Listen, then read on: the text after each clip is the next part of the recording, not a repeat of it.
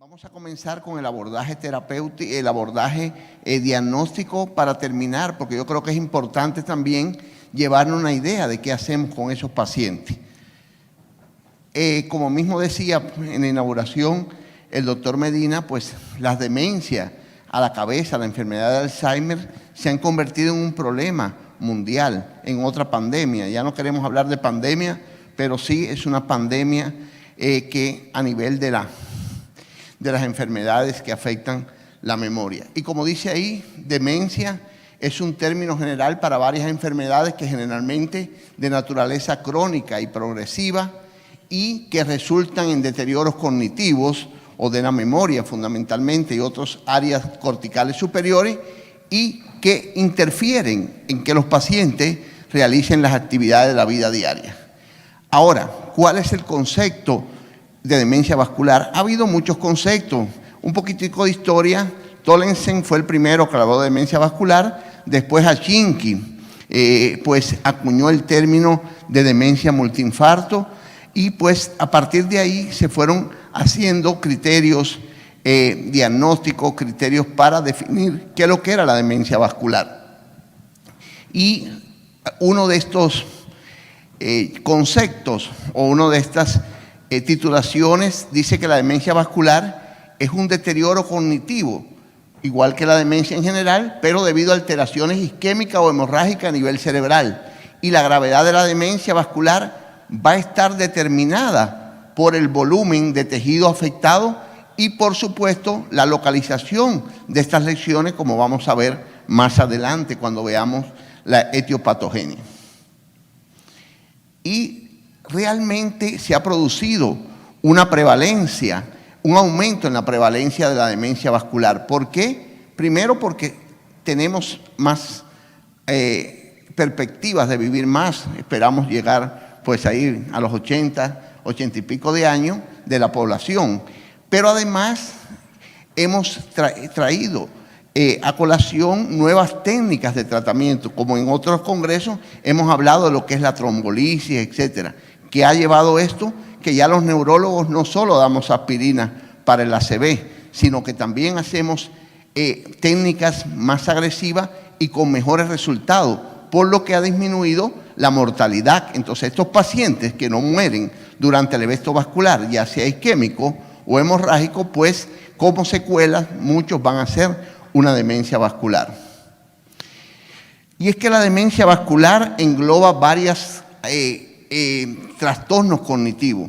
Engloba primeramente el deterioro,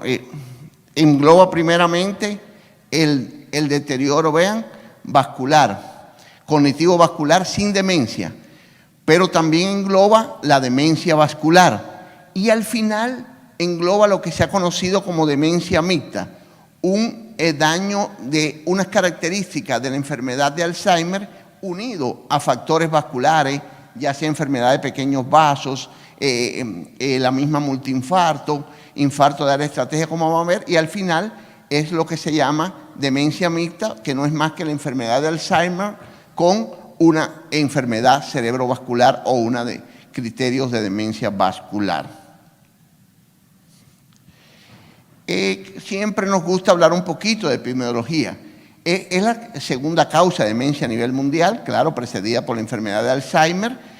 También tiene una prevalencia, una incidencia en 15% de personas con edades superiores a los 80 años. O sea, claro, tenemos un factor, como vamos a ver en los factores de riesgo, que es la edad, que no es un factor que podamos variar, y eso nos da que a medida que aumenta la edad, aumenta la incidencia, una prevalencia entre el 0.8 y el 3.1 en mayores de 65 años, o sea que realmente hay lugares del mundo, es más frecuente en mujeres, hay lugares del mundo donde está muy aumentada la demencia vascular, como Asia, y es más frecuente, pues se dice que la demencia vascular es más frecuente en la raza negra, en latinos y asiáticos, también influyen los niveles educacionales, etcétera. La prevalencia aumenta con la edad y se estima la incidencia de 1.5 personas al año.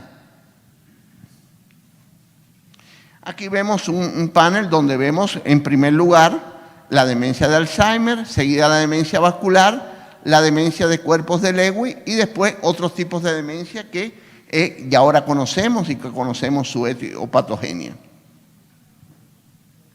Rápidamente vean el cambio importante a nivel asiático, vean la Asia, y aquí dice que es lo mismo que hemos hablado, el segundo tipo de demencia, coincide también con otras demencias y se asocia a demencia de Alzheimer y forma la demencia mixta. Y lo mismo que habíamos dicho, su frecuencia pues ha aumentado porque hemos sido capaces de tratar el ictus y evitar la mortalidad post-ictus. Como la enfermedad cerebrovascular, los factores de riesgo son muy parecidos, los que no podemos hacer nada, que son los no modificables, donde tenemos la edad, pues por supuesto, mayor edad, más prevalencia y más incidencia de la demencia, el sexo, que en un momento se decía que era más frecuente en hombres, han salido un estudio ahora en diferentes partes del mundo donde dice que es más frecuente en mujeres. Lo que le decía, los grupos étnicos, hay más incidencia en grupos de raza negra, hispánica y asiática, y por supuesto la historia familiar, la genética sigue siendo, y la herencia, algo importante en nuestras vidas. Algunos escritores han dicho que vea la familia y vas a ver cómo va a ser tu vejez. O sea, no está en todo 100%, pero en algo tienes razón. Y por supuesto los factores aquellos que vamos a poder actuar sobre ellos, que lo vamos a modificar y que es parte de nuestro trabajo, el trabajo de ustedes, desde la medicina familiar hasta la medicina de especialidades, la hipertensión arterial, la diabetes mellito, la hiperlipidemia, la fibrilación auricular, el tabaquismo, la obesidad, el alcoholismo, la enfermedad carotidia, etcétera, que estos son factores en los que podemos actuar. Y otros factores, solo este era para explicar en general, se debe considerar a pacientes con alto riesgo, los pacientes que tengan una hipertensión no controlable, los mayores de 65, lo que habíamos visto, y la hiperlipidemia. Y aquí también es importante la evidencia clínica del evento cerebrovascular y la evidencia imagenológica. La doctora pues nos va a hablar de la parte de lo importante de la imagenología. O sea, Camila nos va a hablar de la importancia imagenológica en la enfermedad cerebrovascular. También aquellos pacientes que ya tienen órganos o daño a órganos diana como ojo, riñón, corazón, etcétera, que realmente van a ser pacientes de alto riesgo. La fisiopatología en general son fundamentalmente patologías isquémicas, también hemorrágicas, o sea, la enfermedad cerebrovascular hemorrágica es causa de demencia vascular, la hipoperfusión, pero también y diferentes mecanismos fisiopatológicos, donde están las lesiones de pequeños vasos, que son la enfermedad de pequeños vasos, como se le llama, cuando hay un infarto de grandes territorios arteriales o también los infartos en áreas específicas, como son el tálamo, etcétera, que van a dar más deterioro cognitivo, y las oclusiones venosas, que son menos. Esta es la etiología en general de la demencia vascular, aquí se la vamos a decir. La encefalopatía multiinfarto, o la que describió Hachinki, que son donde hay múltiples infartos grandes en las áreas corticales y sustancia blanca, o sea, y ganglios basales también. Segundo, el infarto en sitios estratégicos, era la que le decía, son infartos que van a ocurrir por la vascularidad cerebral en áreas como pueden ser el núcleo caudado, la cabeza del núcleo caudado, el tálamo, la sustancia blanca frontal, o sea, áreas que tienen mucho que ver con nuestro funcionamiento de las funciones corticales superiores. La enfermedad isquémica de pequeñas arterias, lo que le llamamos pequeños vasos, son múltiples infartos cerebrales lacunares en sustancia blanca y estructuras subcorticales. Cuando veamos más adelante vamos a ver que también puede ser pequeñas hemorragias. La encefalopatía hipóxica isquémica era la que es claro, por hipoperfusión, donde entra la necrosis laminar cortical secundaria parada cardiorrespiratorio, microinfartos múltiples corticales y subcorticales por hipotensión arterial o esclerosis hipocampal por un evento que ya en este caso pueden ser los eventos hipóxicos isquémicos. También, como les decía, la enfermedad cerebral hemorrágica, que es más agresiva, por supuesto, tiene una mayor mortalidad que la cerebrovascular isquémica, donde entran las lesiones del parénquima, ya sea microhemorragia o macrohemorragia. Le decía que a veces hay también microhemorragia a la ruptura vascular hipertensiva, fundamentalmente, y también la enfermedad cerebrovascular combinada, que es la combinación de lesiones vasculares señaladas previamente. O sea, puede ser cualquiera de las anteriores combinada. Puede ser un paciente que tenía pequeños vasos y de momento hace un infarto de una arteria grande que pudiera ser una arteria talámica, etcétera. Entonces aumenta más la posibilidad de una demencia vascular. Y la enfermedad cerebrovascular unido a pacientes que ya previamente habían comenzado con demencia de Alzheimer y que tienen síntomas combinados, lo que se le ha llamado como demencia mixta. El diagnóstico. ¿Cómo hacemos el diagnóstico?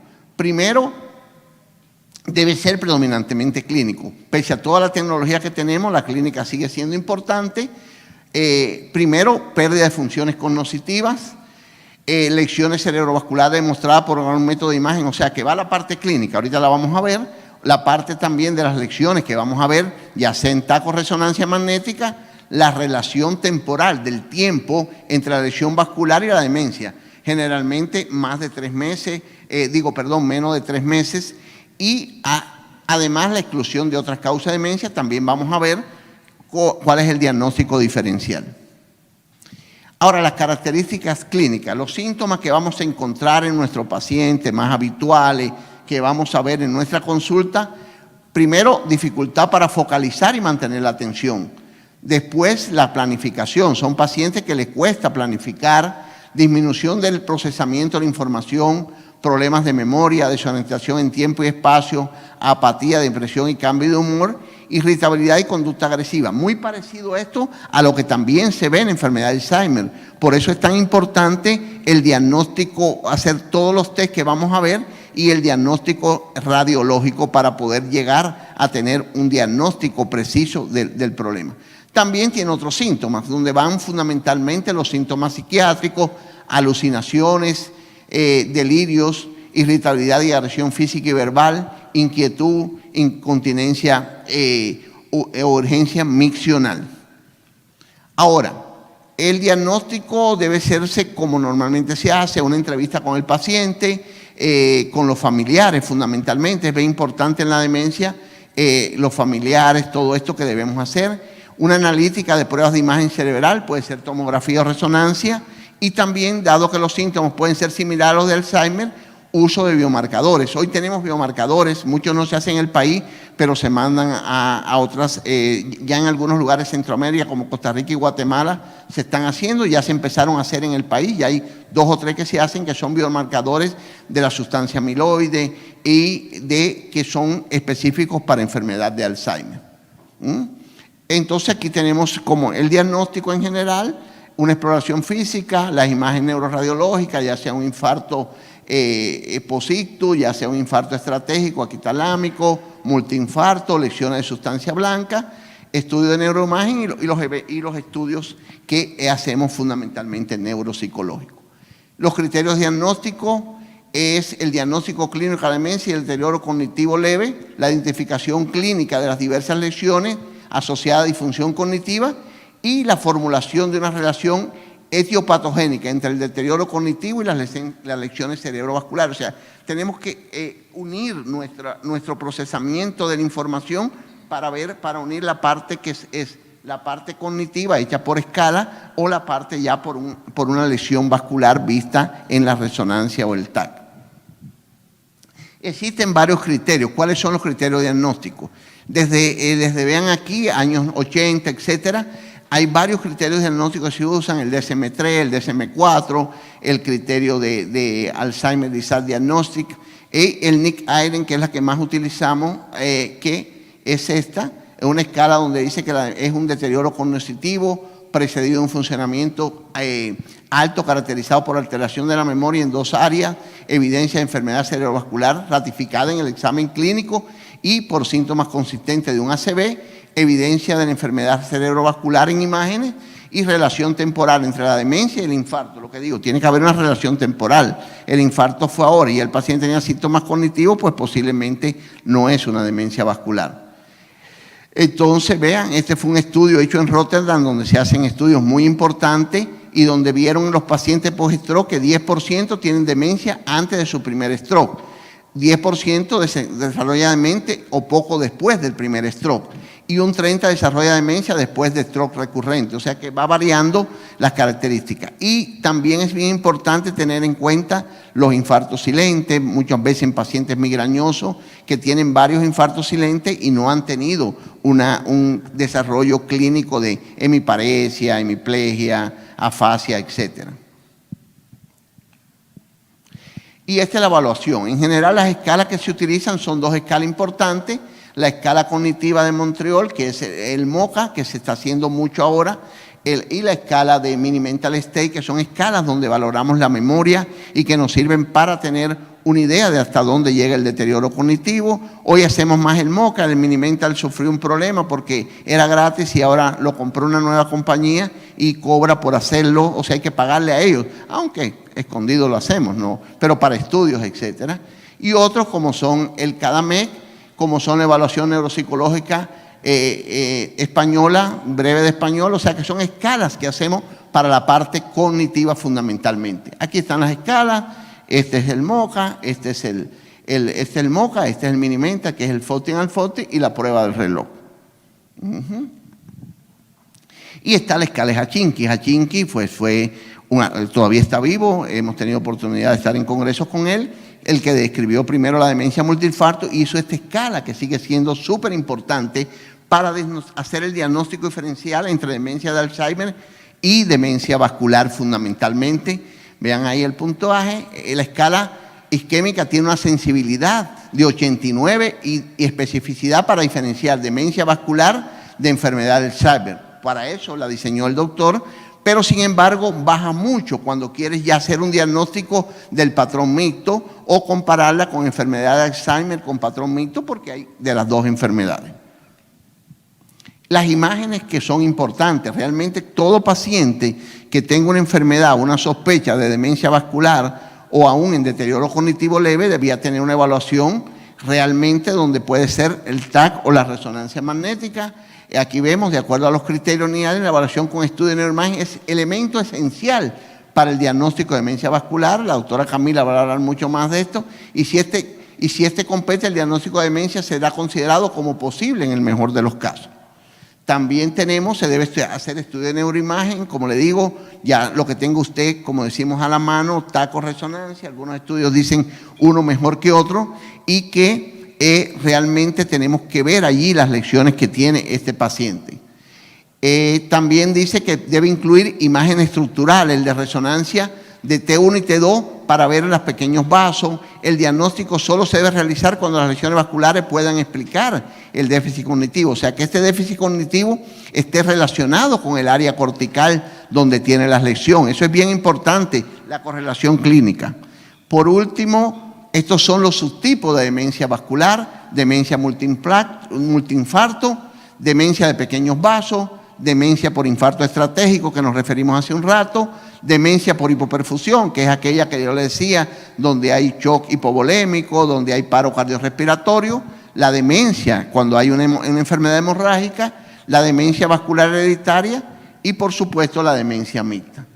Le voy a hablar por el tiempo solo de dos. La demencia multiinfarto fue aquella que describió Hachinki, la forma más conocida, destrucción del tejido cerebral por encima de 100 mililitros, o sea que generalmente son vasos cerebrales grandes, destrucción cortical y subcortical, o sea que está a nivel cortical y acompañada de la elección de la sustancia blanca que los rodea las zonas de necrosis o cavitación.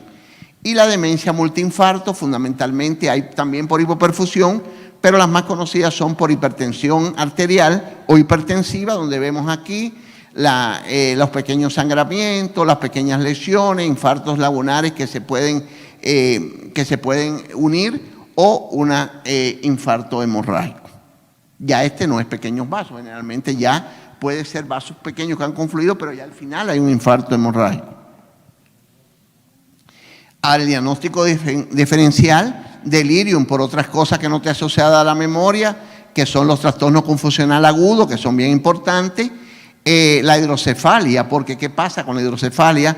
Tiene muchas características la demencia vascular. Ya vemos que la hidrocefalia con su triada de trastorno de memoria, trastorno de la marcha, incontinencia urinaria. Los tumores, claro, cuando tenemos las imágenes no nos equivocamos con el tumor cerebral. El hematoma subdural, cuando nos llega el paciente y al final no le hacemos, pensamos que tiene otra cosa, el viejito de la tercera edad que se cayó en el baño, y ahí pensamos que tiene una demencia vascular, y a todos nos ha pasado, a mí me ha pasado, y cuando le hacemos un taco resonancia tiene un hematoma subdural, y los pacientes psiquiátricos. Ahora, ojo al inicio con el Parkinson. Nos llegan muchas veces los pacientes que han tenido un trastorno vascular, una isquemia, o muchas veces infarto de los ganglios basales, y lo confundimos con un inicio de Parkinson y lo vamos tratando con Parkinson, porque claro, al inicio hay trastornos extrapiramidales que se traspolan con los trastornos piramidales. El diagnóstico que más nos cuesta muchas veces, el de Alzheimer con demencia vascular. Al compararse con demencia de Alzheimer, el perfil neuropsicológico de la demencia vascular se caracteriza diferente al Alzheimer, mayor afección de la función ejecutiva, incluyendo la planeación y la secuenciación. En el Alzheimer es la memoria. Mayor deterioro de la velocidad del procesamiento mental, del desempeño en tareas no estructuradas y la atención. Mayor déficit en fluidez verbal, más si las lecciones están en el área dominante, y en la producción motora del lenguaje. Tiende a existir mayor afección de la síntesis a nivel de los pacientes con Alzheimer, que se afecta más el léxico. O sea que hay diferencias. A veces lo hacemos también imagenológico, y acuérdense que tenemos una forma mixta también. El manejo, generalmente controlar los factores de riesgo. Ya cuando hay enfermedad vascular como aterosclerosis, también CADASIL, angiopatía amiloide, puedes utilizar, evitar la injuria vascular cerebral, generalmente cuando hay pequeñas arterias, que es la prevención secundaria. Ya se puede hacer con medicamentos, ya sean antiagregantes plaquetarios o anticoagulantes cuando hay fibrilación auricular, y ya el trastorno o demencia vascular, que es el alivio terciario, que lo vamos a ver. Vamos a ver la prevención. Generalmente es actividad física e intelectual, dieta mediterránea, no fumar, o sea, no abusar del alcohol, una vida sana, la que todos aspiramos, pero a veces no cumplimos. El tratamiento.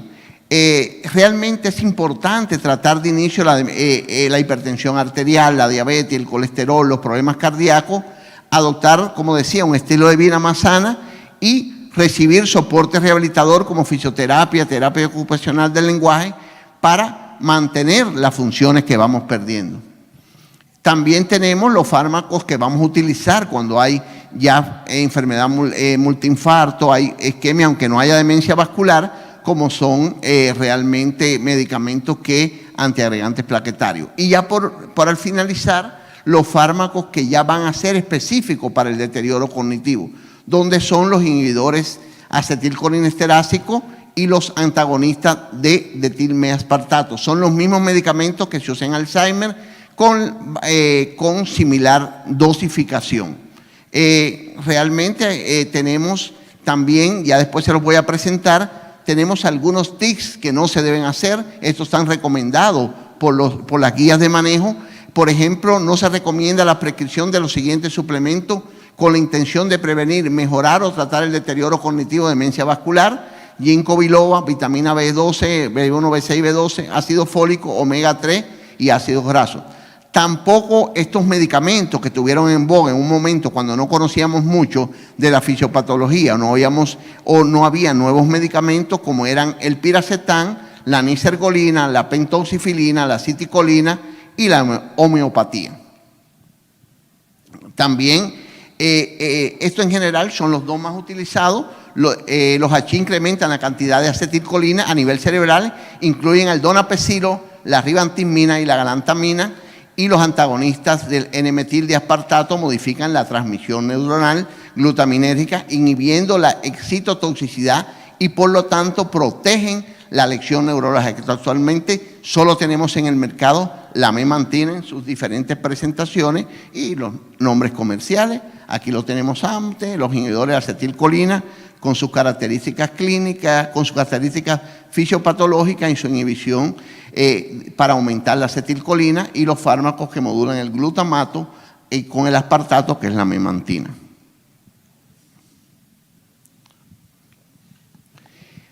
Y tratamientos alternativos. Son tratamientos que pueden ir a la vez que se está haciendo el tratamiento médico, como son estimulación y rehabilitación cognitiva, en el domicilio, ejercicio de estimulación. Hoy se habla mucho de que ya no es tanto hacer crucigrama, hacer juegos, sudoku, etcétera, sino que hay que hacer actividad de alto gasto. Hoy se habla mucho de aprender un nuevo idioma. Nosotros que estamos ahí en la edad cuando se nos empieza a aprender un nuevo idioma, aprender nuevas técnicas de tu especialización, hacer curso de posgrado cuando está empezando. Ya cuando está mayor también, o cuando es a mayor grado el problema, pues sí se utilizan estas técnicas a domicilio. Tratamiento de los síntomas conductuales, por supuesto, es muy importante. A veces en etapas ya sea del Alzheimer o el deterioro cognitivo, el uso de antidepresivos, ansiolíticos, hipnóticos, etcétera. Realmente mucha información. Aprovechamos que va a haber un simposio de Alzheimer el 21 de septiembre en este mismo hotel con los familiares de Alzheimer, y también el apoyo al cuidador. El cuidador es bien importante porque es quien, si no lo apoyamos, va a terminar haciendo alteraciones del sueño, alteraciones conductuales, etcétera. Y las conclusiones. Vamos a terminar nuestra ponencia. El diagnóstico a tiempo permite a las personas y sus cuidadores el acceso a tratamiento, el diseño de plan de cuidado, la participación en el uso de los recursos y apoyo incluso en la investigación. El tratamiento a tiempo puede conseguir retrasar determinados hitos que acontecen en la enfermedad. En este sentido, evitar a veces que se produzcan esos problemas. También el diagnóstico a tiempo permite a la persona enferma expresar sus voluntades respecto al cuidado y planificar su economía de forma que sus deseos y decisiones puedan ser respetados cuando la capacidad se pierde. De ahí la importancia que tiene para el propio paciente nuestro abordaje diagnóstico sea preciso y sea con resultados importantes, que podamos llegar a un diagnóstico temprano. Y algunas personas hay causas reversibles y tratables de deterioro cognitivo que solo pueden detectarse y resolverse con un adecuado proceso diagnóstico. Muchas veces decimos al paciente que no tiene cura, que tiene un deterioro cognitivo, que va a ser progresivo, y estamos equivocados. El paciente tiene una hidrocefalia normotensiva que la podemos derivar, tiene un meningioma, un tumor tratable, tiene un hematoma subdural, tiene algo que nos hemos equivocado. De ahí la importancia que tiene lo que hemos hablado hoy y el abordaje terapéutico adecuado para nuestros pacientes. Muchas gracias.